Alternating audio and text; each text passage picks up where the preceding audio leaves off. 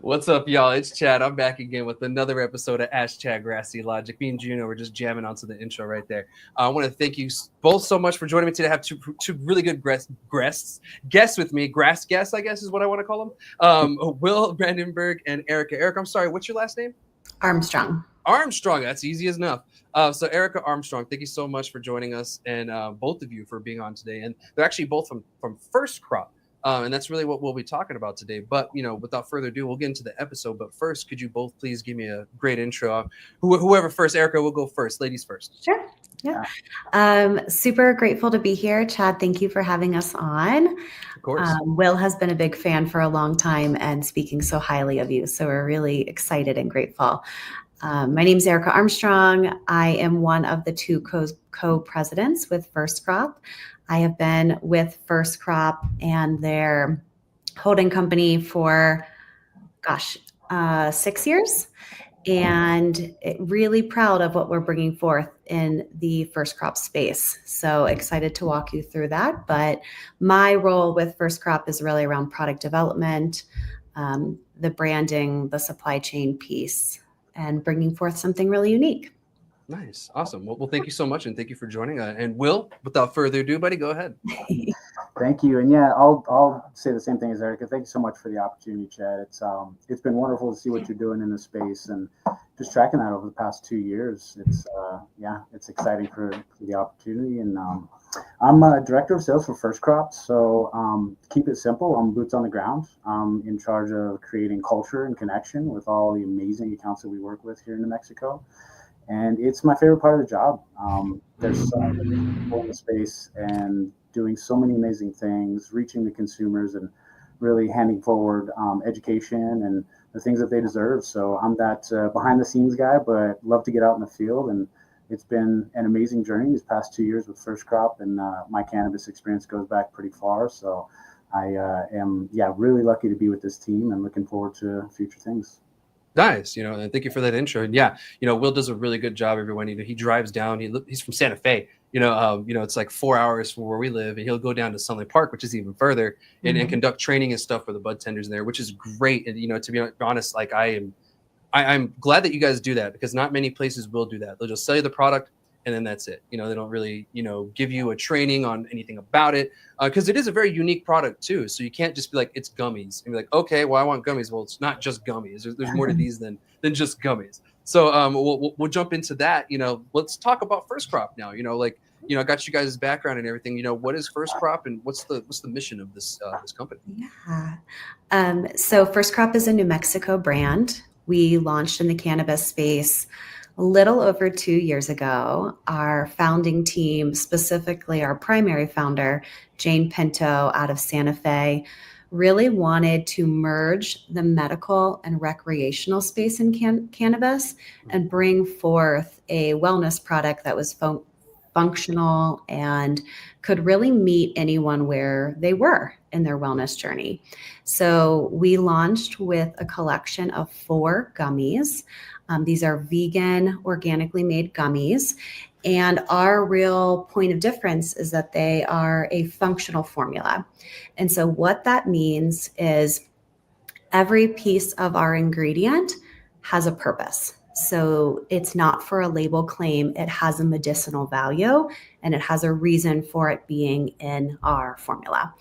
We work with our incredible herbal expert, Lisa Gonora, to create additional herbal formulas around the cannabis space. So even if you were to take the cannabis out of our gummies, which we did when we were beta testing, you will have a medicinal value herbal gummy. So we wanted to create 4 different need states. So it was really easy for someone to understand how and where and why to use our gummies. So we have happy, calm, relief, and sleep.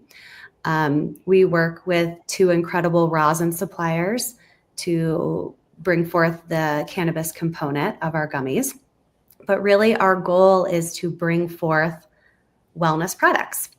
All of our gummies have 5 milligrams of THC, which was pretty disruptive when we entered the market. Most gummies come forth with a really high THC, but that's not needed. It's not needed because we have all those strong herbal components that are help uplifting the cannabis as well. So there's really a nice synergistic impact that's going to happen with our gummies. And because they're at that medicinal level, their goal is to bring your body into balance and support your body's ability to do what it's meant to do. So I love using the sleep one as an example. There's no melatonin.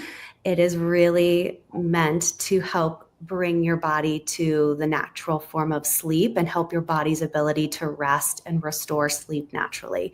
So we have hops in there, we have chamomile, we have lavender, and then we look at our rosin full spectrum to make sure that the terpene profiles are going to uplift that formula as well.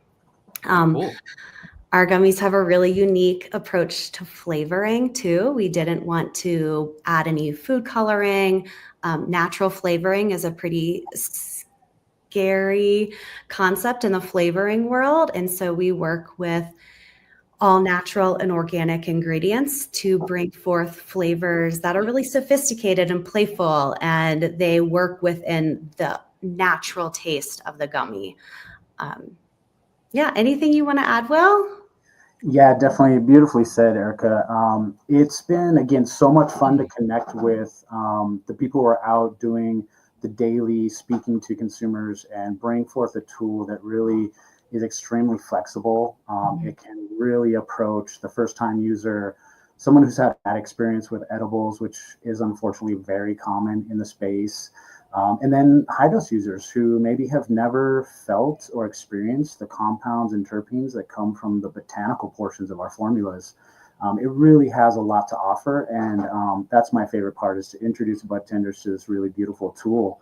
And case in point, the terpene profile of, say, lavender in the sleep formula, which Erica was talking about, the humulene and linalool content in an organically grown lavender is very high in comparison to cannabis by dry weight. So there's a really nice cross thread that I teach about those two terpenes specifically in our sleep formula and how well they combine with an indica, much less all the amazing, beautiful compounds that come with each individual herb that's added.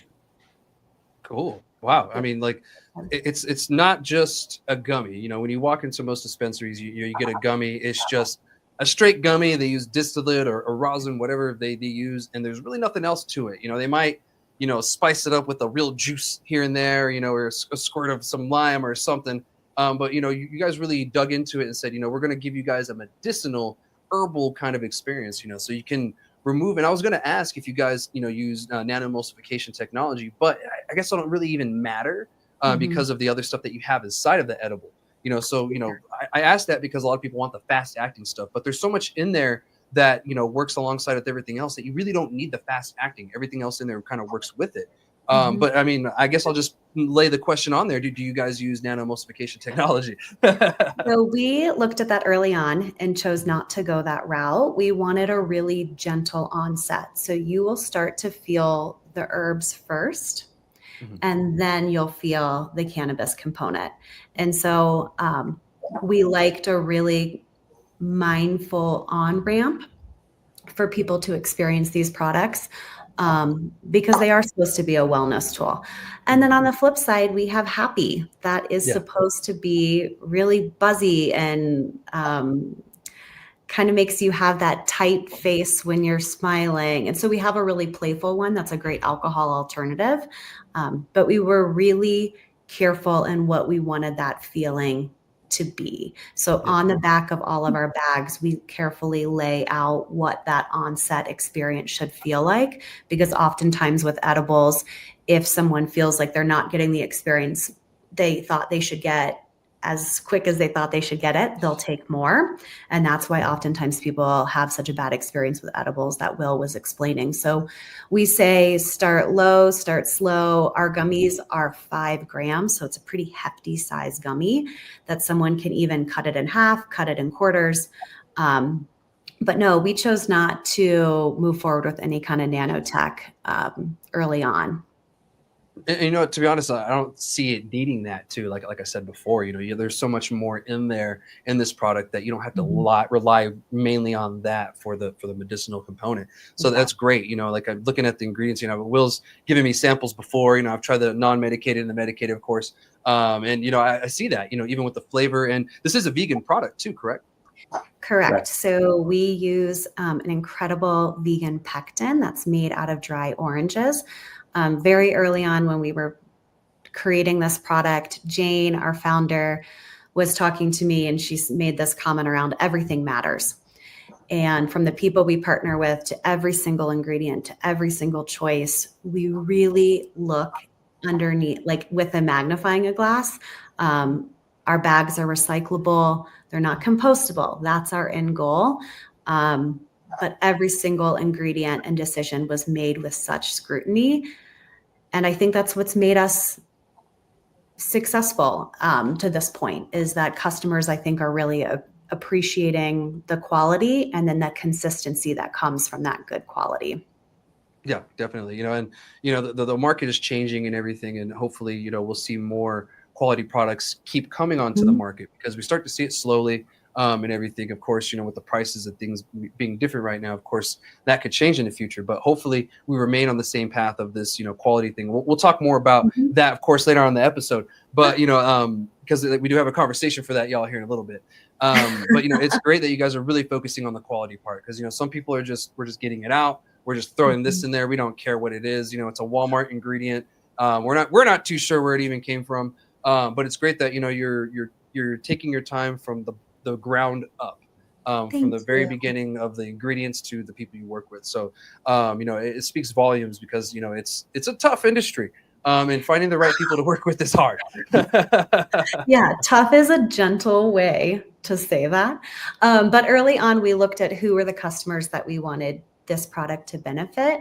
And Mhm. obviously, we had in mind like the cannabis OGs that you brought up early on, but we also really looked at those people that maybe had a negative experience with cannabis edibles, Mhm.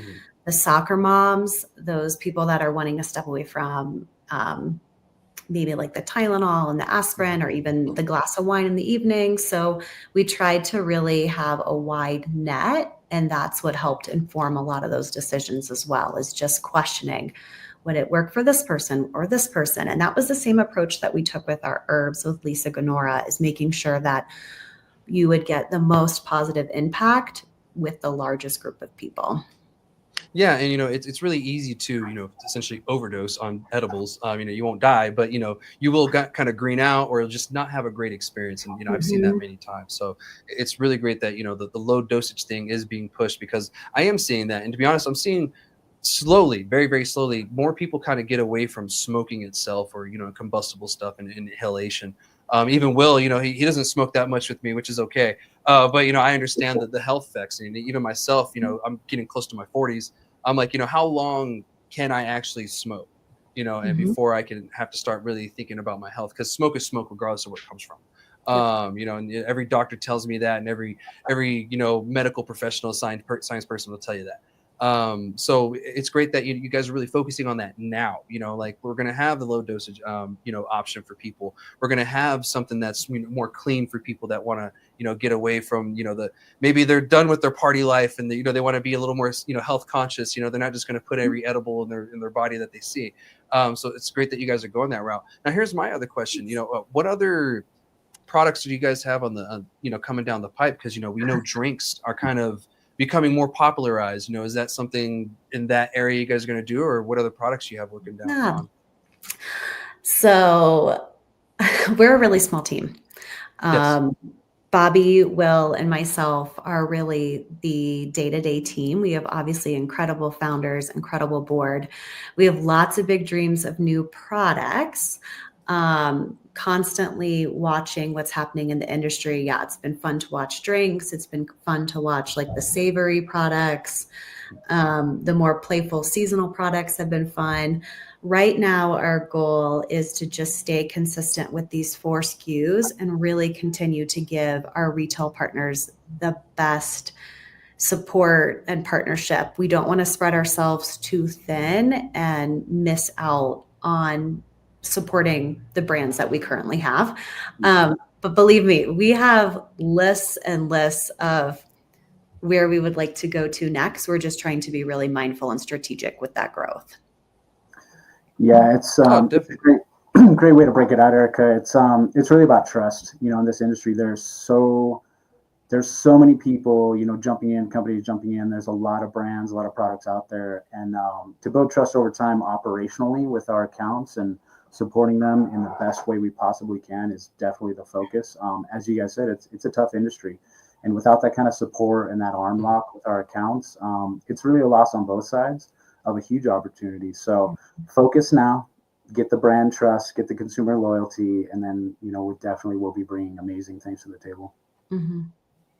That's great. You guys are focusing on what really matters at the beginning versus throwing spaghetti at the wall. And I like that approach. Like you have to really be thoughtful of this. And, so what something's popular, like right now, we're seeing a re-rise of the solventless stuff, but that's been there the whole time. So we're going through like this wave of, people finding rosin, they're finding, other solventless products, even temple balls and old school hash and stuff is kind of starting to make its way back into the markets with more people. And I think one thing that people are noticing too is the health conscious thing. They don't want to consume something that was extracted with butane or other chemicals and stuff. Water pressure, heat, and ice is really the only way that you really need to go for certain things, especially if you want a full spectrum product like you all are trying to provide. And you don't really get that with distillate. You get that with, solventless stuff. So it's great that, you're not just like, well, this is popular now, let's do it. Because the person that is popular now, they've been probably working on that product for years, if not their whole career. And now is their time to do that. And so when people jump in it, it kind of muddies the water. So you're just like, well, we're not going to add to that muddy water. Let's figure this out. Let's get the consistency together. And I love that because that's one thing the industry is really lacking is consistency. And once you nail that down, once you get to the other products, and hopefully it'll be drinks one day. I know when I open up a can of it, it'll probably be the same every single time. So I really, appreciate you guys taking your time like you are. It's really easy to just jump into everything the moment you see it, but really holding your ground and saying we want to make sure that this product is the best thing that we can give people before we move on to other categories of the same industry and stuff. So hats off to y'all. That's not easy to fall into because it's so easy to just say, yeah, let's do it, let's go 100,000 miles an hour, and then it doesn't work, and then you're just continually throwing spaghetti at the wall, and maybe one or two things sticks. But you're really focusing on that one thing. And to be honest, I'm starting to see your product in dispensaries in more places. I'll just go to some random dispensary or something, and I'll be like, hey, first crop, that's cool to see. So it's really great. It means Will's also doing a great job as well. So good job, Will. And of course, like I said, training the employees, that's huge, because how can they sell your product if they don't know anything about it? And that's like, something that I think about too, coming from, my years of retail and managing it even. So Will, here's a question for you. How do you go about with your thought process when it comes to training employees? What's the theory you kind of go into when you're training people? Yeah, no, it's a great question. As I said, I enjoy it so much. It's really my favorite part of the job. I've always been, for years and years now, I've been a coach, a trainer, taught meditation and Qigong, and lots of history and hospitality as well. So the people connection is just my thing, and I love it. So when I step into a training, really, I start with culture. I start with what this industry is and what it's about. Typically, I ask bud tenders, what their why is. Why are they a bud tender? Have they chosen to be there because they've got a family member who's really received some higher quality of life from cannabis in some way, or are they just really, really enthusiastic about education and the plant in general on their own level? And we connect there first and foremost because, you could be in any setting that's in the cannabis industry and just kind of saying the same old stuff. Like we were just talking about, there's a lot of products that are doing the same thing. So to just break ground with a very different beginning is super important. I talk a lot about my history in cannabis, and it's just a really beautiful share moment. So we get that heartstring built, that culture built, and then we go into some of the cool stuff that we do. We typically spend a lot of time on the live rosin selection process that we have. Only organically grown from some of the best producers in the state. Currently, Live Leaf Organics is one of our main partners. We've worked quite a bit with Goldfish Farms as well, who just won the Best in Grass Gold for their live rosin. And so just some beautiful sourcing, and we connect the dots. We say, these are the people we're working with. We're bringing this to the table for you, and creating a culture around it that is different in the industry, that they can really lean into and trust as far as a manufacturing and ingredient standpoint. Then when they look across the counter and they make eye contact and are talking to that consumer, they can have confidence that they're handing over a product that really does what it says it's going to do, that is safe and that is consistent. It does the same thing every time. And that's huge for them. They're there every day giving recommendations. And when there's something they can really trust and they've tried themselves and it works, it really is a different conversation. Yeah, 100%, and thank you for that. I'm glad you go into that. And with that being said, what is both of y'all's why then? let me ask you that question. What's y'all's why? So I have been in consumer products over 20 years now. And I left corporate consumer products because of the waste and the misconception around product labels and how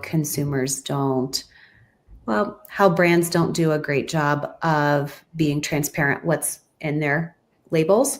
So when I became a mom, I left corporate and chose to only work with brands that I felt like were making a positive impact. And when Jane approached me about First Crop, and her motto, our tagline is being well is an act of love. And it just really resonated with me as a mom of two littles and wanting to create products that were going to add value to someone's life, whether it was the person that is having chronic pain, giving them a tool that's going to allow them to have balance in their life and get back to the life they love. As we know, sleep impacts everything from your immune system to how you show up with your loved ones. So I just was really inspired by the opportunity to work with a brand that was going to do some good in the world. And anytime I'm making a choice to work away and not be with my kids, I'm really intentional with my time. And so this just felt like what better place to give my time than a company like this. So that's kind of why I show up every day. Oh, yeah. Thank you for that. And that's a great reason and purpose, because, sometimes we're in a certain industry or a certain job, and then one day you just have that click, you're just like, what the hell am I doing? Why am I here? Let's change it up, why am I still here if I don't believe in this, or if I feel this is doing good? I feel like it's doing more harm. Like when I was a bartender, it got to the point where I feel like I'm doing more harm than good. I'm getting people drunk and I'm feeding them poison. I'm getting paid for it. Yeah, cool. I guess some free food every now and then. But is it really worth it in the end? I need to be doing more good. And it was good for, huh? I just said that's beautiful. Yeah. And I did it because I was going to college. I needed money. It was a good experience. So don't get me wrong, great experience. I loved it. But yeah, you just in the end, you just feel dirty. You're just like, I'm sitting here. If someone has an issue, I'm making it worse. With the alcohol, I actually watched friends while I was a bartender drink themselves to death, unfortunately. And something like that really kind of makes you sit there and think like, holy shit, like this dude was able to go buy a box of vodka and literally drink himself to death. Like that's, I don't want to be fueling that. And so, it's great that you had a something that popped up in your mind too as well. And you're just like, holy crap. So, it's great that you went this way. And lucky I was already, messing with the cannabis industry. We weren't where we are now, but, I just really just doubled down on it. I'm just like, I'm just going to double down on my cannabis thing. We're going to go that route. So Will, what's your why? Yeah, no, thanks for giving us the opportunity to express a little more on the personal side, Chad. Of course. So for me, it was always part of my culture, my family kind of tribe, if you will. Growing up in northern New Mexico, we've got a pretty extensive history of like alternative lifestyle and kind of the hippie era and the migration that happened back in the day. Yeah. So that was definitely my community. So it was around. It was a sacrament, just like growing vegetables, just like being close to nature. It was just inherent in what I was taught as a child and growing up. And so I started growing when I was 16, had started smoking when I was 13, lightly on and off. And at 16, I started growing, so I had some product. And this is obviously legacy market days, because won't mention my exact age. Won't keep that disclosed, but looks good for his age. That's all you got to know. I'm good. Thank you, sir. So yeah, it was just got to the point where I had some extra cannabis around, and started selling that. And then I grew that that aspect quite a bit until 2009. I was actually I was caught up in a case out of Texas on the illegal side. And I ended up doing at the federal level 4.5 years of prison time in a federal prison camp, which is probably the easiest of the time, thank God. But through that time, I had a lot of opportunity to think, and think about what I was doing. And my involvement in cannabis had started really nice and organically. But it ended up being, through that time when I was, doing a lot of business, was very monetary based, very ego based, very flashy, and just really materialism based, which was not what I was taught as a child. So I realized that the alignment was off, and I had made choices that, I would never make again. So I realized that if I was going to be in cannabis in any way after, doing my time, that it would be intentionally driven, that would be aligned with my belief structures and higher purpose, and my ability to give to the world in the ways that I'm talented in. So after my prison time, I was able to connect with First Crop. This is about 8 years ago now, and just an amazing team. And I saw what they were doing, so beautifully, intentionally put together, and with amazing plans and visions. So it aligned, and I'm grateful, forever for all of the team, and Jane Pinto, visionary founder, and just the opportunity to be with First Crop and step back into cannabis was something that really felt aligned. Yeah. And you see it every day. The bud tenders out there see it every day. People are seeking help, education, quality of life. And if I can have any effect on that on any scale, that's where I want to commit, my work in cannabis to. And I'm just super happy to have the opportunity, and to be in New Mexico, my home state, doing it it's a joy. Yeah, dope. And, and thank you both for sharing your stories and everything. I really like to kind of get people to know, who are these people in these businesses? They're just people like just you and I, and you can connect with so many people, Will, because there's been so many people who have been unjustly arrested for cannabis, use or, selling, whatever. And now we have that opportunity to do it legally. So thank you for sharing that, and if anything, it seems like, it almost redirected you to the path that you should have been on versus the path that you were going.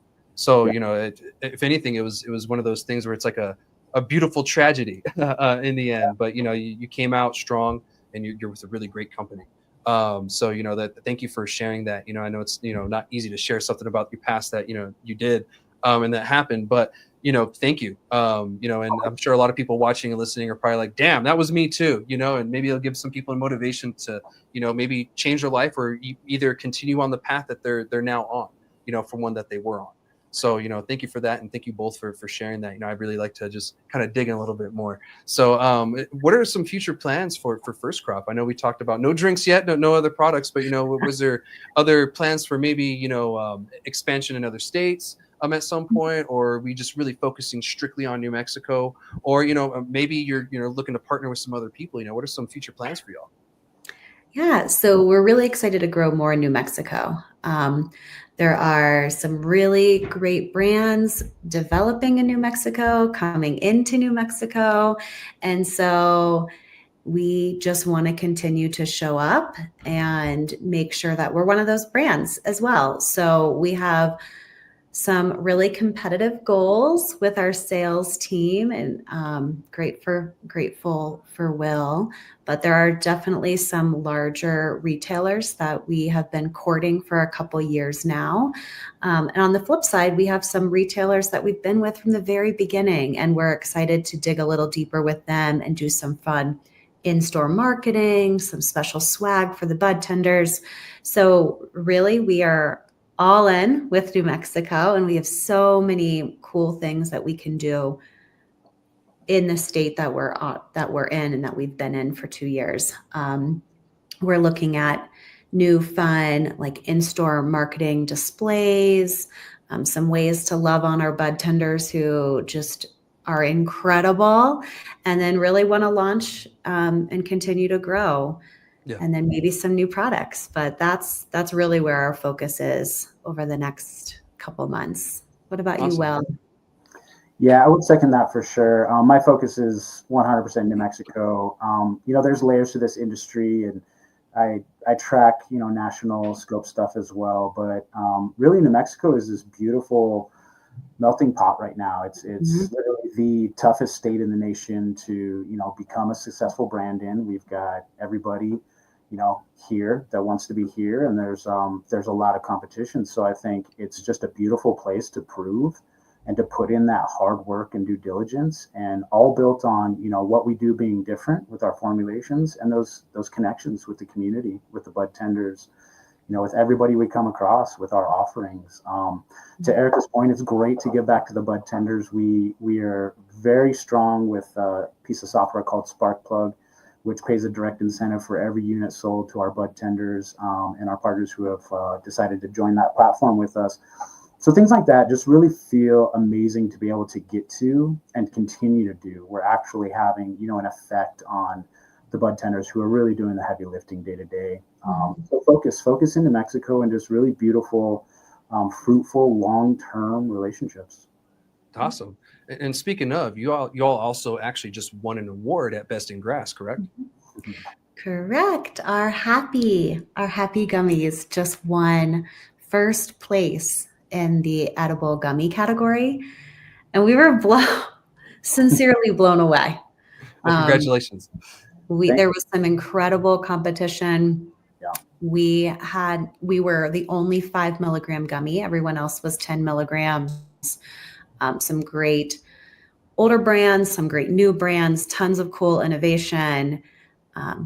We were sincerely blown away. And so really excited to leverage that over the next year of holding this title. And hopefully we get to come back next year and present a new SKU. The Best in Grass competition was really, really well done. So it's, I'm sure you know this, but a nationwide event. This was its first year in New Mexico, and it offers the ability for any brand that enters to receive feedback. So that was one of the real reasons that we entered. As such a small brand, you don't really think that you stand a chance in some of these big competitions. So we were excited about the feedback piece. Anyone that judges, there's a mix of consumers can judge at Best in Grass, as well as cannabis stakeholders and those who have been experts in the industry. So you get a nice variety. They go through an online portal and they enter their feedback on every SKU based on flavor, texture, color, consistency, mouthfeel. It's really an in-depth questionnaire, and brands receive all that feedback. So we just thought we're definitely going to enter, because that's gold mined to get some great third-party feedback. And then when we went to the award ceremony and they announced us as first place, we just were so over the top excited, and just super, super grateful. Nice. Well, congratulations. The hard work pays off, of course. And you guys have a great product. So, it's just speaking for itself, and more people are finding out about it, slowly as time goes, word of mouth and marketing and training and all that good stuff. So, y'all deserve it. So, pat on the back and everything. Hopefully you continue to win more awards.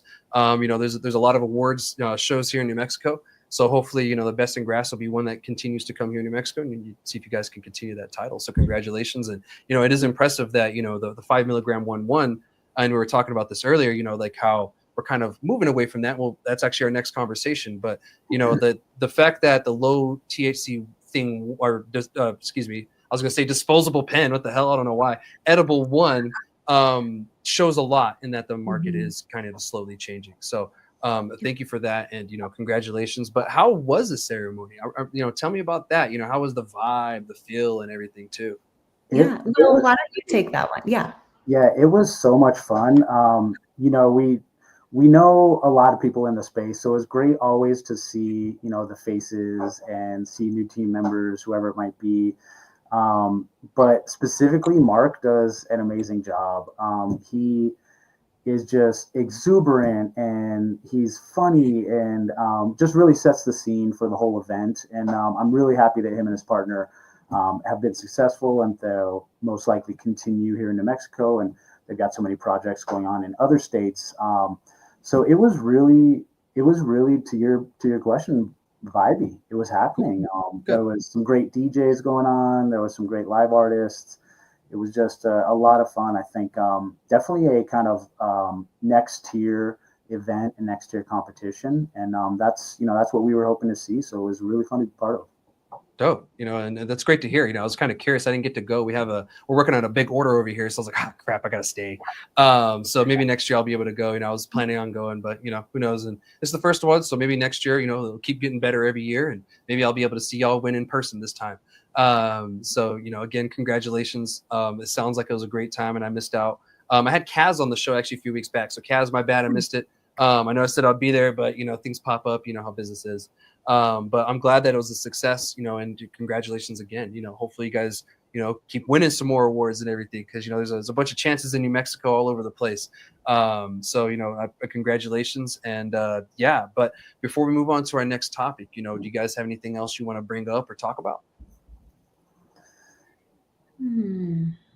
Not everybody jump in once. I know. I just feel like we've been rattling off so much to you. So let's. I think the question you were going to ask about our win in particular, Best in Grass being the 5 milligram gummy dose and kind of that lower THC model. I mean, we definitely want to touch on that in this discussion. So I think it's a great interlude into that conversation, because it touches back on Best in Grass. Yeah. And the difference there and what's going on in the industry with, education and offers from companies. Okay, well, we'll jump on to the next topic then. But before we do, where can people find y'all online, real life, and which shops? Awesome. So you can find us at firstcrop.com. We keep it super simple with all of our emails and websites and communications. You can find me personally at will@firstcrop.com. Feel free to send an email. Give a call. My number is 505-699-2979. And happy to answer questions, comments. I'm always, when am training, telling the bud tenders to call me up, give me questions. If there's a consumer's got a question, just ring me up. So I'm super available. And then our Instagram handle is at firstcrop_. And we've got some beautiful content. Our website's really beautiful. We take a lot of time on what we produce as far as collateral and our imagery goes. So it's very, gen pop, I would say, very general demographic. It's for everybody. And those of us who haven't seen our stuff, check us out. It's definitely very educational, very clean, and very beautiful stuff that we produce. Awesome. And thank you for that. I wanted to make sure I asked that and, direct people in the right place where to find y'all. Mm-hmm. So that's great. And, you guys are active on social media. That's good. There's some people that don't, but these days you have to, mm-hmm. We're so restrictive here in the industry that it's like almost impossible to not be on some kind of social media website or something. So thank you for that. And with that being said, let's move on to the next conversation, which I'm excited to talk about. I know Will's excited to talk about. Let's talk about this THC thing. And now as our industry matures, we go on with this. I mean, we're about 2 years away from being considered a mature market. And we're starting to show signs of that. We're starting to see some changes. And one of those changes is coming through the consumer. And it seems that the consumer is starting to wake up. But one of the things that I've noticed, and I asked my bud tender friend about this for the last two topics, I was like, you know what, give me a couple of, some things that you've been seeing and that's kind of been irking you. And one of them is that the younger class of cannabis users are starting to pick it up that THC only isn't the only thing you want to be going for. Buying straight off of THC, that's just not the way to go. But it seems that the older crowd is kind of stuck. They're just kind of, stuck in their ways kind of situation. And I get it.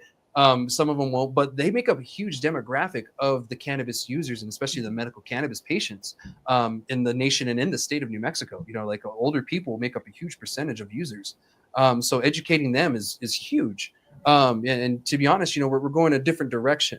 for when it comes to THC. It seems that we're pulling back on this 40 million % THC flower that people are trying to push, or whatever it may be, and we're kind of dialing it back, and we're dialing up other things. We're trying to figure out what other compounds work better: CBN, CBG, THCV, THCA, of course, one of the most ones that's overlooked, and of course those from Texas, they know what I'm talking about. But THCA has a lot of benefits, that are within it, and it's non-psychoactive.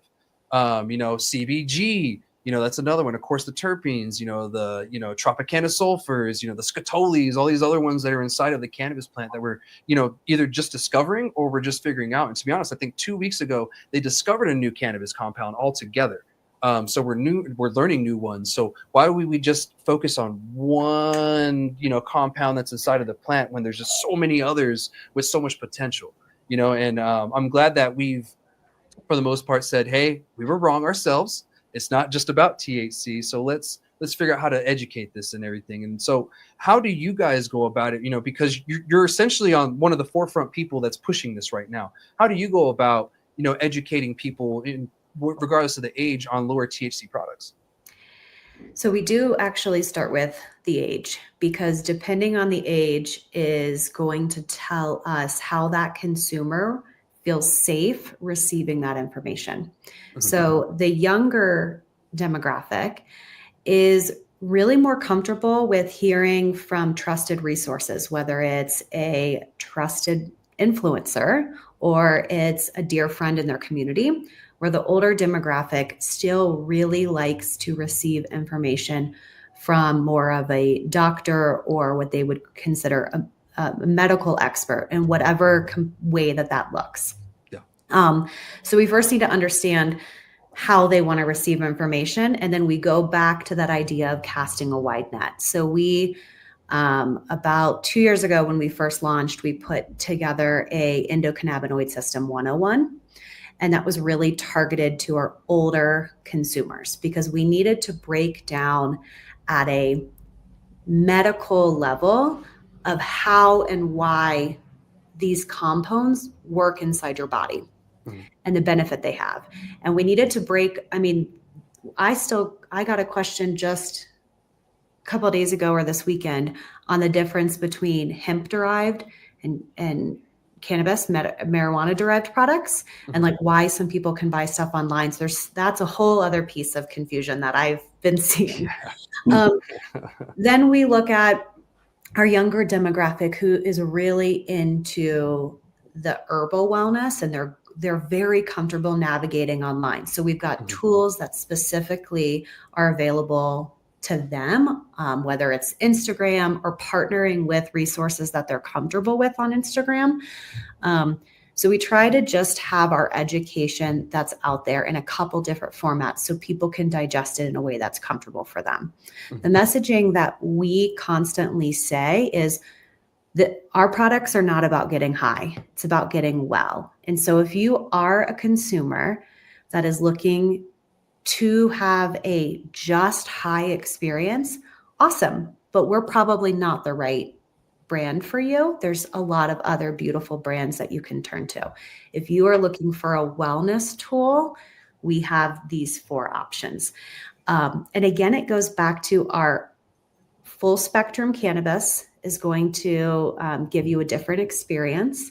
Same with our herbal components that are going to have a synergistic therapeutic. They're going to really heighten that therapeutic experience. You don't really need as much cannabis because of all the other components that we put into our gummies.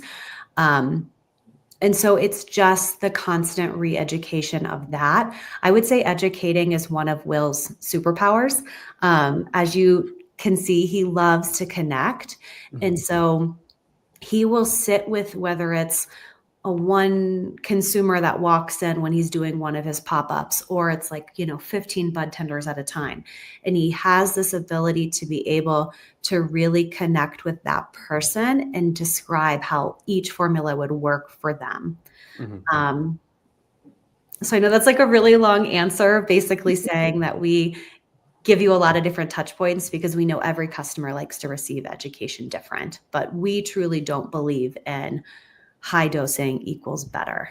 Yeah. And thank you for the information first, because some people don't know where to start in the first place when it comes to educating a customer or anyone really. You know, they just, customer asks for this, give customer that.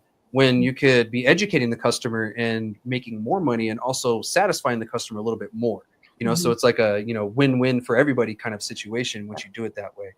So thank you for touching on those bases of, you know, some tips on, you know, how to go about it, you know, because telling people, well, the younger crowd, you know, they listen to more internet friends and influencers, but the older crowd, they tend to listen to their doctor. So, you know, maybe we need to get with the doctors and kind of, you know, start working with them more, which, you know, I've heard, you know, chatter about that online too, as well as, you know, we need to start getting with these doctors so that way we can get on the same page with them and they can just not just be like, well, THC, CBD, and then that's it. Because the doctors need to be educated on cannabis too. You know, and that's something that's lacking in all Western medicine kind of schooling going on these days, is they're not really including cannabis in anything when it's a huge part of, you know, an American person's, you know, daily life. You know, I think majority of Americans live close to a dispensary here in America. So, you know, why wouldn't we start pushing that? So I think in the future, and, you know, in years going down the road, we'll have to work with more of the medical professionals so that way the older crowd can start getting the same great information and everything. So Will, to you, you know, what are some tactics that you use to try to help, you know, teach people about, you know, it's not all about THC? Yeah, it really, for me, in those conversations, which are literally every day, whether it's consumer or bud tenders, it comes back to that why. The question, instead of, you know, why are you in cannabis, is why are you approaching cannabis? Yeah. Have you been recommended by possibly a physician who's open-minded to it but doesn't know enough? Have you been recommended by your family circle? Or is it just something that you're curious about? I start there because everyone is so individually beautiful and different that, again, it's important to hold their hand and to introduce them to the education in a really safe and comfortable way, like Erica said. As an industry, I think if we're providing that type of connection when a new consumer walks through the door, they're going to come back and they're going to build trust with you, and they're going to work through finding their sweet spot with cannabis and be in a really nice place for the long-term trajectory. And then, of course, they're going to talk to people about their experience. And really, if you want to see this industry grow and we want to support it in that growth, that's the most important thing. So the focus is there for me, and the conversation can go a million different ways. But it's interesting and fun with our product. We can usually meet and match that person in that direction with one of our formulations, with one of the facets of our formulations. You know, are they a concentrate person? Then, okay, we'll talk about our live rosin and just the beautiful work we do on sourcing live rosin. Are they a very first timer or someone who's maybe had a bad experience with edibles? We'll talk about a microdose. If you cut our gummy in half, you have a true scientifically proven 2.5 milligram microdose. So it's applicable to those people who are just wanting to experience THC a little bit, just touches that threshold. And then if it's somebody who, you know, is a 50 milligram kind of distillate consumer, is just used to doing a lot of THC, we talk about the entourage effect and the beautiful full spectrum body feel and cerebral feel that you get from our gummies across the board with all four formulas. And it really sparks interest. And we hear those consumers come back and say, you know what, you were right. I thought I was going to have to eat 10 gummies to get my 50 milligrams. And I put the bag down at 3 because that quick onset with the herbs and the botanicals and adaptogens was so different for my body, was so enjoyable that I was good. I was set, you know, and I had this wonderful experience. So yeah, that's the long answer. The short answer is we can really meet our consumers when they walk through the door, and we're happy to meet anybody's consumers. It's not, in that sense, all about First Crop. It's about building this industry and building it on a foundation of trust and education and the things that we really need in order for this to be accepted and to spread further, and for more people's quality of life to increase. Yeah, 100%. You know, and those are great tools and great points, to be honest, you know, because everyone's different in a way they're going to learn too. And so you have to kind of take a more personable kind of stance with some people, but, you know, like an approach with certain people. And one thing I've noticed too is, you know, when I talk to the older crowd, it's always, well, this ain't like the stuff back in the day. The stuff is better because this and that and blah, blah, blah. And, you know, like we look back at the stuff from back in the day, it was very low THC, you know, like from 2% to 8%, you know, at most. But what we don't know, and this is something that I realized while I was typing this out today, was we don't know what else was in the plant at the time. We don't know the levels of CBD. We don't know what terpene levels at all, because we had no clue. We didn't know what CBD was back then, CBG or any of this. You know, I don't even think we knew what the terpenes really were. And they definitely weren't testing for it, because back then they were just enforcing a law, you know, based off on the, you know, THC being present in the first place. So, you know, that's one key component that we're really, really missing from, you know, this old school cannabis that, you know, these older people really want, is we don't know what else was in it. We just know it was low THC and it was scraggly looking as shit. That's really all the information we have. Well, that reminds me though, we have been asked a few times if we would ever consider adding in additional minor cannabinoids. And we believe in not manipulating the plant. We believe in the entourage effect. We believe that we get in trouble as a culture and as a people when we start messing with Mother Nature, and we really believe to trust her and that she's doing it right. So as of now, we don't have any plans to isolate certain cannabinoids and add them in later. We go through a full terpene review with every single herb and every single selection of live rosin. But that's kind of where we feel comfortable taking it, that aligns with us as a brand. Yeah, definitely. Right. And a lot of times the strain that we'll select, which, you know, by the way, we haven't touched on yet, we actually put that on the back of our packages. So with our gummies, we actually can speak to and understand exactly what strain is in our gummies on each production run. But a lot of those strains that we'll select have those naturally occurring levels of some of those added cannabinoids that you see in other formulas. So CBN in sleep formula, or CBG in our pain, the relief formula. So yeah, Mother Nature, I like to say, and I know that we speak about it at team meetings a lot, is that she already did it best as probably anyone is going to be able to do. It's hard to top, you know, hundreds of thousands of years of evolution and balance and just kind of what we've evolved as humans with and in our environments. And yeah, to Erica's point, it's a very safe way to go about formulation, I believe. Yeah, and to listeners, you know, I wasn't trying to be a whole first crop episode, but just their product is so unique that, you know, all of these topics, you know, have been able to be pointed towards what you guys are doing. So, you know, I'm just kind of curious, you know, because, you know, a lot of that you've been doing is kind of what I've been kind of trying to push too, but your product is already kind of speaking for it. You know, it's like, well, if you want lower THC, if you want this and that, there's a product already there. So, you know, like, thank you so much for bringing all this stuff up. Because, you know, like, it's very rare to run into a product that can hit all those, you know, talking points. And I'm like, wait, we're still talking about the product. That's crazy. We're on a different topic. You know, like, that wasn't intentional at all. But thank you for that, you know, because, you know, that it goes to show, because you guys are focusing on what we're talking about right now. And like, your product just so happens to be, you know, in that category, because, yeah, high THC. And to be honest, you know, we're going to have to kind of get away from high THC because, you know, local and state governments are kind of cracking down on it, or thinking about cracking down on it. You know, I think Colorado is, you know, trying to crack down on it, and I think they're wanting to change it to where you had to be 25 to get a certain level of THC, you know, anything over 10 milligrams or something like that. So, you know, they're kind of going in these weird routes. But if we do it ourselves and we pull back already, and we're starting to say, hey, hold on, maybe they're onto something, but we need to do this the right way and figure out maybe we're just kind of focusing on something else that we shouldn't be. THC is great, don't get me wrong, and some people do need just straight THC, pain, you know, cancer patients, et cetera, et cetera. But for the most part, majority of us don't.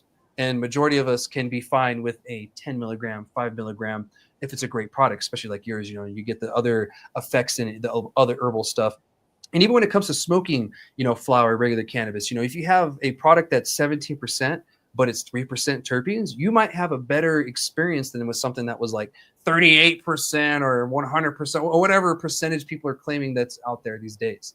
You know, you might have a better experience because it tastes better, it smokes better, you know, just an all around, you know, better feel for your whole body. And you might get that old school feeling that the older people were talking about, that, you know, most of us unfortunately didn't get to experience back in the day, be it good or not. So thank you so much for this conversation and everything. You know, this high THC, low THC thing is going to be a battle that we're going to be fighting for a long time. But I'm glad that people like, you know, yourselves are, you know, on our side trying to fight that battle too. It's like, look, it's not all about the THC. There's so much more that we can do with this plant than just, try to get high with it. That's just one of the side effects of using it. But that's not the only thing that it can do. So thank you so much for this conversation. If you guys don't have anything else, let's move on to the very last topic, and we'll get you guys going, because I know you're very busy people. Sure. And thank you, Chad. Thank you for the opportunity once again. It's been great.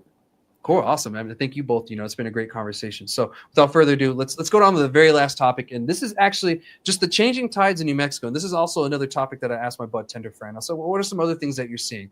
And, a couple of them actually gave me some things, and that kind of like added up to the New Mexico market, and the industry is changing.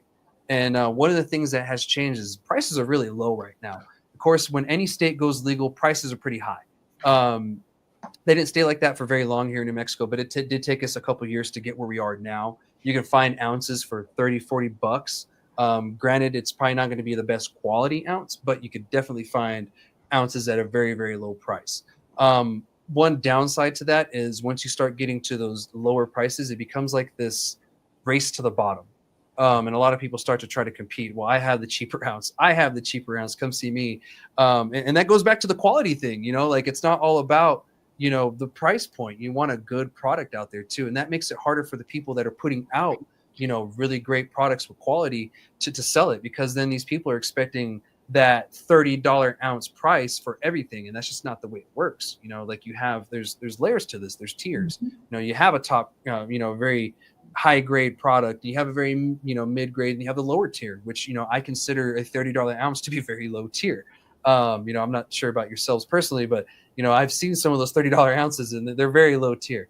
And then the price point, talks for it. So that's one of the first things, is just the fact that, the price is dropped a lot. And I'm sure y'all have noticed it too, being in the edible space, how has the price on your guys' side, kind of fluctuated too? Either or, yeah. Whoever. We'll go ladies first. Okay. I was going to speak to the supply. I'll speak to the supply chain side, and then you can speak to the sales side. She'll share it. Yeah. Perfect. We believe that we have really incredible partners with high quality product that need to be paid a fair price. Mm-hmm. And when we were one of the very first rosin gummies in New Mexico, and what we paid for a product at that time is very different than what we paid today, because we were essentially asking our suppliers to take a finished good off their shelf and sell it wholesale when they weren't set up for that. So we really leaned into wanting to be good partners and pay a price that was reciprocal, because if we are forcing our supply chain partners to always give us the lowest price, that is not going to be sustainable for them. We want them to have longevity. We want them to continue to bring forth high quality products so that we can bring forth high quality products. And that's not just on the cannabis side. I'm really proud of the pectin that we bring forth. Our flavors are very unique and high quality and different.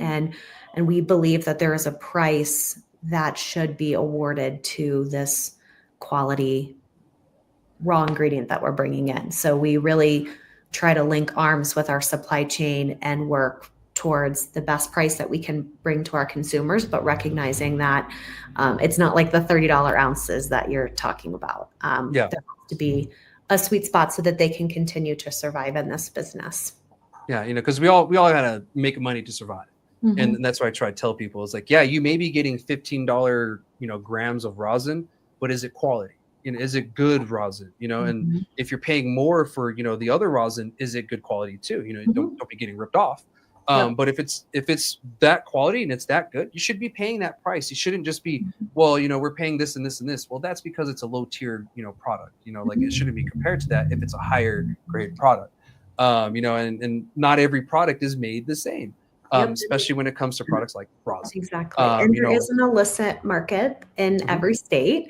And we want to make sure that we are giving our money and our resources to those suppliers that are compliant and doing the right thing. We want to continue to infuse the cannabis community in that way and partner with those kind of people.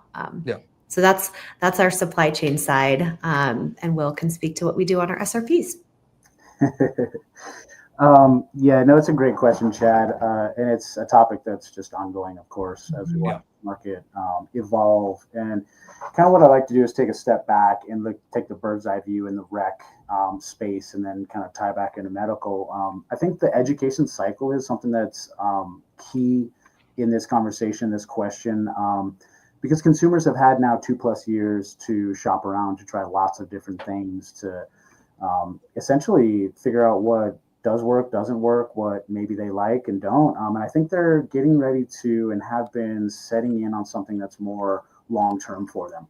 They're finding their formulas, they're finding the things that really do work for them, and not necessarily interested in trying the new thing as much anymore. So we aim with our products to be an add to your lifestyle. It's going to enhance your lifestyle and allow you to dial in to your sweet spot with one of our 4 formulas or multiple formulas. And I think if we're looking at that education cycle, we also want to talk about what does a race to the bottom mean? For consumers, I think they're the ones who really have the most to lose there. The manufacturers, producers, people who are competing in those numbers with the race to bottom, they're going to squeeze the margins, and it's really going to be, the outcome is going to be typically poor product, or a product that just doesn't have the intention or the time put in to hold the quality standard where it could be. And also, on the side of the manufacturers, all the way down through, producers, all the way down through bud tenders in the front line, what does that mean for them? It means more production. It means more sales. It means increasing the work for the same profit margins, right? For the same levels of revenue. And I think that's unsustainable. So if you take a step back and you look at those two pieces, it's definitely something that we as an industry should want to change, in my opinion. So we have always kind of stood our ground with our price points based in what our ingredient profile looks like, and that we do all the amazing due diligence to source and gather all of these incredible ingredients together. And it's been, honestly, it's been a challenging conversation. And is when I get that question of, the price point and the why, why is that? There's lots of things to bring up and discuss, but a lot of times it's hard for some of the retailers to opt in and to really understand that what happens is, with consumer trust and loyalty, when our product is educated on and handed over and the consumer experience is good and is positive, that's going to be, a customer who's converted to not shopping around, to staying with that retail location, to staying even with that bud tender. These relationships develop. I've seen it so many times. And if you're looking at retaining revenue, it's really that shopping around aspect at the inline for the consumers. That's the most important thing for the brands, for the retailers. So what I like to do is go right to that subject and say, we've seen really consistent, steady brand loyalty with our consumers over time, and we have a nice data set now from 2 years plus. And that, I think, is an add value for most retailers. They see, okay, this is something that my people who I already have will stick with us for and have an enjoyable experience with.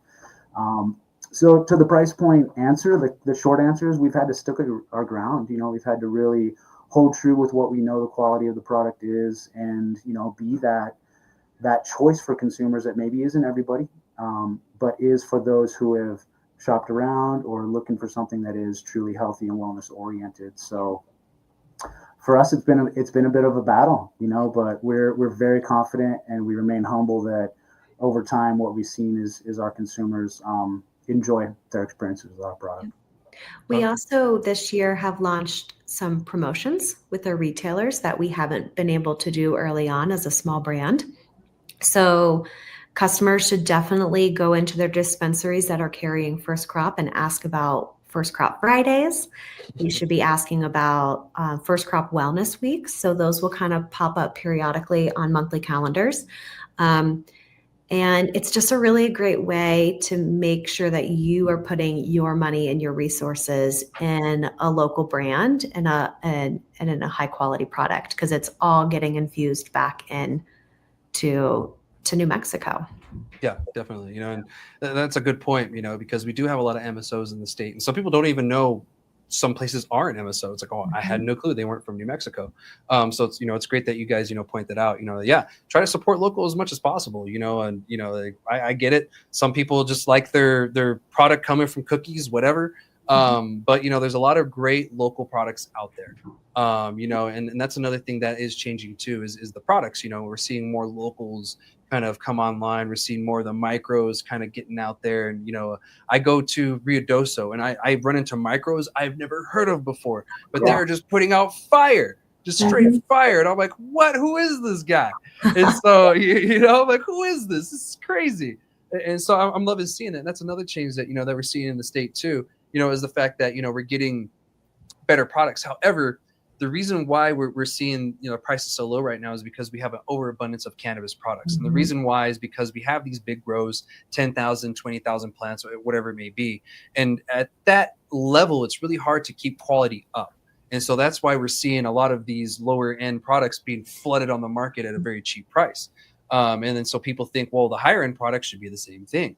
And that's where our disconnect is. And to be honest, we have a fix for that in the law. It's written into the law. It's just the state isn't enforcing it. They're supposed to adjust the plant counts every year, essentially. Look at it. How's the industry? Do we need to lower the plant counts? Well, we probably should have lowered the plant counts a year and a half ago, if not, sooner.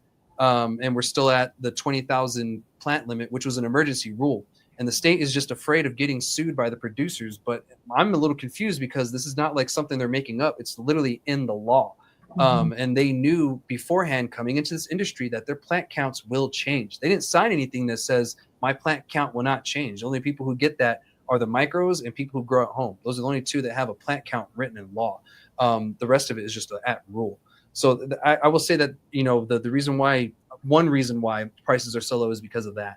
And if we fix that issue, we would probably have more quality on the market, even more than we have now. And so these micros will probably have even more of a chance to really, get their numbers up. Because, maybe they do want to go from 200 to 400 plants.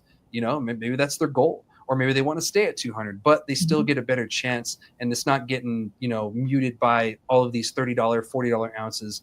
And to be honest, if the customer wants it, cool, give it to them. But at the end of the day, it goes back to the educational thing. We can also educate them on a better product, and, it's as simple as posting a poster up. Maybe the 10th time they walk in, they get curious about that poster and you get to blow their mind, but, it takes time. So, and that's one thing that we're seeing right now too. And hopefully we'll see the prices kind of, fix and adjust and everything. And this race to the bottom thing kind of fixes itself. Kind of like, with the amount of retails that we have. And that's the next thing that's changed in New Mexico's industry is there's significantly less retails, especially here in Las Cruces. We used to be able to go down one of the streets called Solano and it was just flooded with dispensaries. Now, you drive down there and it's moderate. There's significantly less. And that's another thing that's changing in the industry here in New Mexico is we're starting to see, people get out of the industry, and it's good. Don't get me wrong. It's sad that people, are losing and getting out, but at the same time, we knew this was going to be the case. That was the point of this industry. So like, how have y'all seen this as well? I mean, I'm sure it's affected some sales. I'm sure, certain areas of places shutting down, but I'm sure you've seen it too. How many places have you seen really shut down, especially like in Santa Fe? Will? Yeah, it's definitely been a turnover, since I've been really watching it at a granular level statewide for the last 2 years. It's been quite interesting. We do really deep due diligence on the accounts that we approach, and we make sure that, in the long term that it's going to be beneficial for both. So through that process, I have been able to track quite a few, opens and closes. And it's, to your point, like you said, in the case of, somebody who may have been less educated on what it takes to run a cannabis business, to be a licensed operator, and maybe didn't have as many sources available to them on the education side of things for that, it's really a sad case. And I feel deeply for those who, have jumped in and maybe they weren't previous business owners, maybe they were, but didn't have cannabis experience. It is, as we said before, a tough industry. And I think it's very important to have your helmet strapped on, and to know as many things as you can about what it's like. So, I have a lot of conversations like that with some of the newer retailers that we do approach, and we're always checking in and seeing, how they're doing and seeing if we can, help in any way, support them. And I think, to your point, it will, both of those things, the number of licenses on the retail side and the price points in the market will correct themselves. It's a natural ebb and flow, and that's kind of how human nature works. There's this change to it in this cycle, and I think we're in that period of where we're turning over on both of those license numbers at retail and also the price points in the market. I believe, to the previous question, that quality will play out. Yeah. I think quality wins in the end, just like they say love wins in the end. I think quality wins in the end in the cannabis industry.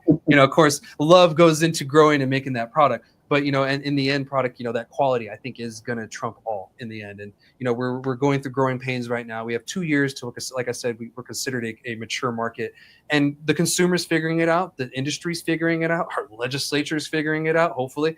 And, it's going to be this whole learning process, and this is a part of it. And like you said, Will, yes, this is part of the natural process. And I'm glad that we've allowed the natural process to continue. Because if we start intervening, making the licenses, $30,000, $40,000, whatever, and trying to mimic what these other states have done, we're going to start going backwards. We're going to start seeing more issues. I mean, if you look at Minnesota and their, lottery system, it's been a mess. There's lawsuits after lawsuits after lawsuits. And then, it's just going to get worse. And so if we did something like that, what do you think is going to happen here? Lawsuits after lawsuits and people getting out. So I'm glad that we stayed on the same track. We've allowed it to naturally kind of evolve and kind of fix itself. And the price point hopefully will correct itself. And with the help of us too, as well, educating people and, and people like yourselves, just going out there and hammering it out and really preaching to the people, of, what a good product is. That's real advocacy right there. I get it, it's a part of your business, but that's real advocacy. That's how it works. And so I'm proud that there's people like yourselves that are in this space as well. And we're both out there, on boots on the ground, just really getting it and making sure that, people are getting the best product and they're getting educated at the same time. Educating people ain't easy. And one thing I wanted to mention too, before, we move on to the very, last part of this is, HB 10 is going to go into effect in July too. And that's actually going to add to more places closing down and more places getting cracked down, because now we're going to have a law enforcement factor to the industry now too. And so it was essentially there the whole time, but there's, bickering between CCD and law enforcement of who has authority. Now there's no question. And so, these illegal Chinese grows, the illegal product coming in from other states, the illegal dispensaries or whatever, I don't think there's that many anymore. There used to be. That's all going to get cracked down on more. But I just hope it's the right people and it's not a low-hanging fruit situation like we've seen with the inspections and stuff like that. I really hope that this HB 10 thing and this, cannabis enforcement that's coming down, I really do hope it helps the industry positively. And I hope the players that aren't doing the correct thing do get out and, they're not just, you have something misspelled, you're getting shut down kind of situation. I say it almost as a joke, but at the same time, it's a real situation for certain people. And I have seen people, get inspected 10 times in a year when, nothing's ever found. And, the guy down the street hasn't been seen once. Yep. So, I just really hope it doesn't go to that. But, moving on to the very last, point, and if you guys have anything on the HB 10 thing, please, interject and intervene and, say something. But, Texas banning hemp, that actually has, huge effects here in New Mexico, whether it goes in or not. We're still going to be probably getting Texas patients. But if, Governor Abbott signs the bill, it's on his desk right now, we're probably going to see an influx of, people from Texas coming here, to get cannabis, because there's not going to be anywhere they can get those products other than online and risking that. So what y'all's thought about, this whole Texas thing going on with the hemp?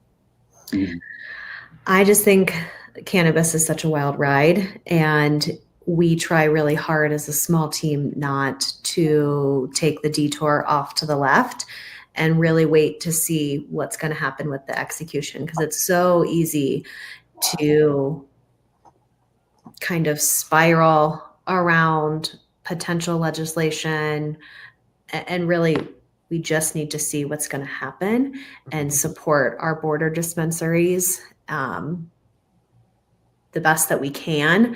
But I try not to spend too much of my time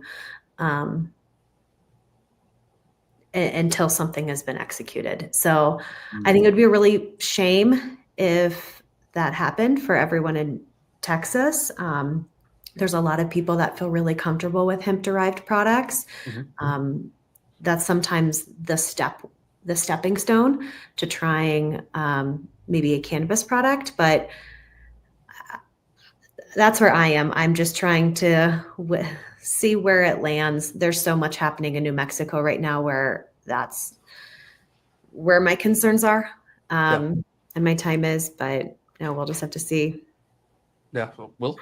Yeah. Yeah, I would agree. What comes to mind really is that focus that we spoke on earlier. There's, like Erica said, cannabis is a wild ride. And when you look at differences in states and, with this latest from Texas, I have to say, honestly, I expected that it would make it and that it would be passed. It's not surprising from a Texas standpoint. I do really feel, especially for those who are of whether diagnosed or not in medical need of this plant, and just to be subjugated and put back into that place, speaking from my own personal experience, and not allowed to have a connection with a plant that comes from nature, which we all come from, it's hard for me to believe. And I feel so deeply for people who now have been stripped of their right to it, So just take a moment to, send the prayers to them. I hope that we as New Mexicans continue to educate, continue to lead with quality and intention, and are in any way we can be a safe space of even just, education and support with what's going on over there. It's unfortunate. And it's going to be a long conversation, over there. But I think ultimately, I feel like this will be an inflection point for the public to dig in, to dig their heels in and to double down on the work that needs to be done to change that availability and that, the need for those people. Yeah, 100%, and the advocates in Texas have been giving it hell. They've been fighting nonstop, shout outs to y'all. Y'all have just been wonderful. So just keep fighting. Don't give up. Even if it does get signed or whatever. And to be honest, I hope he doesn't sign it for the simple fact that I live 30 minutes from El Paso. And so I have to go to Texas a lot. I have to go to the VA in El Paso. Most of the people in Sunland Park that work at those dispensaries are from Texas, live in El Paso actively. So if that does get signed, we may see, an influx already more than it is of Texas, law enforcement, really cracking down on people coming in from dispensaries that are near the Texas, New Mexico border. And that's my concern, as a resident in the area. I don't want to be targeted when I'm just going to go to the damn VA for my leg or for whatever issue I have, or my shoulder or whatever. I'm not going there for cannabis. If I just get pulled over something stupid and they start assuming things, I get harassed. And to be honest, like right now, you kind of have a scapegoat with this hemp derived stuff. They're not really messing with you as much. But if that's gone, there's no scapegoat whatsoever for anyone. And, us being from out of state and being so close to there, and to be honest, where we're at in the area, I call it the paper rip of New Mexico, because that's kind of what it looks like, between us and like the El Paso area. So sometimes your neighbor, like your backyard neighbor, is in Texas and you're in New Mexico. And sometimes part of your house is in Texas and New Mexico. So we have this weird jurisdiction thing going on in the first place in this area. So my concern would be law enforcement cracking down in the area of El Paso, especially in Sunland Park. I know there was a concern of, one of the dispensaries being too close to the Texas border. Well, all of them are too close to the Texas border already as is. So that would be my main concern. So I hope he doesn't sign it. But if he does, New Mexico will make more money, but it will come at a cost of more risk. More risk for everybody involved. So I'm probably going to be taking that New Mexico route down to Sunland Park exclusively and not even mess with going through Texas. Luckily, we have that option. It takes longer, but to be honest, it's more worth it. So that way I don't have to worry about dealing with Texas law enforcement in the first place. Even if I don't have anything on me, I just don't want to deal with it. Like people are like, oh, you shouldn't worry if you're not doing anything wrong. Well, I just don't want to deal with it in the first place. Like I don't want to. I just want to go about my day. So how do you guys feel about when I bring that up? That's like a total different thing, because we have to think about, the places that are bordering Texas too. And there's quite a few in the state. Yeah, no, I completely agree. I feel like close with some of the bud tenders working in Sunland Park that have been, supporting us, and the accounts that have been supporting us for so long now, and new ones that we're really, tying hands with. I really feel for them and their daily back and forth, their commutes. I think, ultimately it really comes down to clear and legal framework. It has to, for me, with the experiences I've been through in life in general, I am, always on my P's and Q's with clear and legal framework. I've experienced the other side of that, and, was definitely not worth it for me. So, I recommend everybody take a moment to breathe on it and to think about their choices and how those may affect themselves and their loved ones, and make the best choice that they possibly can.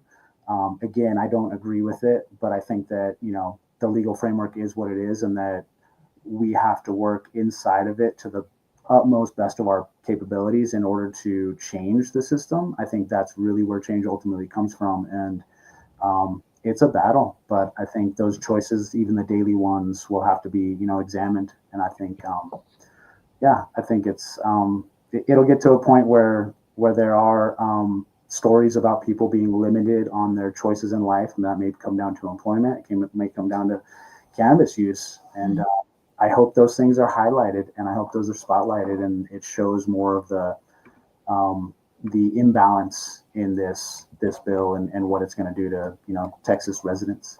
Yeah, I feel for any time patients lose access of any sort, in any state, anywhere, even when we were medical cannabis here in New Mexico, and we had the dirty 30, and we had that's what we called them, and we didn't have the best selection. If a dispensary shut down that I just didn't like because of their quality, whatever, I felt for the patient, because that patient just lost access. And that's what's happening in Texas with the hemp stuff. Tons of patients, especially veterans, are losing access. And, they're one of the ones that are fighting back on it. Hopefully, the governor doesn't sign it, because, New Mexico will still make money, everyone. We just have less of a harassment, coming from us from other parts of the state. So that's really all I have for the changes in New Mexico. There's a lot, and I could go on forever, but we'd be here for hours. But these are just some of the main ones that I'm seeing through the grapevine. And shout out to my friend who gave me some of these topics, because, they're really good topics and talking points, even though some of them I'm kicking, till the horse is powder. But, there's other components of it, like, the high THC thing, we're finding out that, okay, the younger crowd is getting it, but the older crowd isn't. How do we go about this? So thank you for the tips that y'all gave, everyone on that too, because, a lot of people could probably take that, like, okay, maybe we need to work with the medical professionals more. So thank you both again so much for joining me today. That's all I have for this week's episode of Ask Chad Grassy Logic. But before we go, is there anything you guys would like to say? Just thank you. Really appreciate how you hold space for conversations like this. Thank you. It's been really wonderful. And I can tell how deeply you care, not only about the industry, but those that really use it as a health tool. And so we're just grateful to be part of these kind of conversations. So thank you. Thank you. Thank you so much. And thank you for joining me. It's been a pleasure talking to both of you. And actually, it's great meeting you for the first time, Erica. Will, I see you all the time, and hopefully I see you soon, buddy. But yeah, is there anything you'd like to say before we head out? I would second that, Chad. Like I said at the beginning, it's been really nice to watch your impact over the past couple of years, and just the first few town halls that I sat in on and see what you and the team are doing. It takes a community, and in this sense, New Mexico is one community. So I commend you for being a spear tip in that. And, we're here as First Crop doing the things we know how to do really well as best possible. And hopefully between everyone's efforts who's intentionally aligned with what this plant is capable of in healing and quality of life for people, we can all really take it to the next levels. And I think New Mexico is working really hard, and it's great to be in interviews like this and have conversations like this to continue to push that energy, 100%. And thank you so much for that. And thank you for joining me. And I look forward to seeing your product flourish, grow, and, this industry expand in New Mexico. And the nation's watching us. They're watching how we're regulating this. Like I've said before many times, no one's done this correctly, but I think we're on the right path. So that's all I have for this week. Thank you both again for joining me. First Crop, thank you for joining. I'll be back next week with another episode of Ask Chad Grassy Logic. Make sure you like, subscribe, follow, whatever you got to do to stay in the know. I'll see y'all next week. All right. See everybody.